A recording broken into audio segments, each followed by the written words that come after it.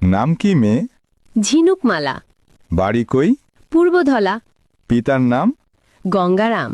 গঙ্গারামের মেয়ে তুমি? তাকে তো চিনি আমি। তাই নাকি গো কাকা? হ্যাঁ, একসঙ্গেই পড়ালেখা। শৈশবে দুজন মিলে যেতাম আমরা স্কুলে। যখন আমার ছেলেবেলা করেছি দুজন খেলাধুলা, ফুটবল, মার্বেল, ডাঙ্গুলি, সেই সব কথা কেমনে ভুলি। সংসারে এখন ব্যস্ত রোজ, রাখি না কেউ কারো খোঁজ।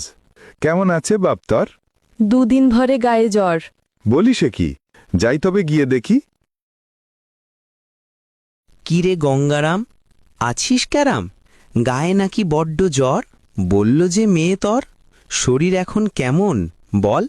সামান্য একটু দুর্বল, জ্বর কিছুটা কমেছে, শ্বাসকষ্টটা বেড়েছে। তোর কি হাল? যাচ্ছে কেমন দিনকাল? এই তো আছি কোনো রকম, বয়স তো আর হয়নি কম। জানিস বন্ধু, এখনো মনে হয় বয়সটা আমাদের বেশি নয়, যেন আটকে আছি 16তে, শৈশবের সেই দিনগুলোতে।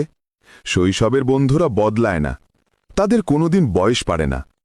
ঝাপসা কিছু মুখ আজও স্পষ্টের চেষ্টায়, শৈশবটা নাড়া দেয় জীবনের শেষটায়।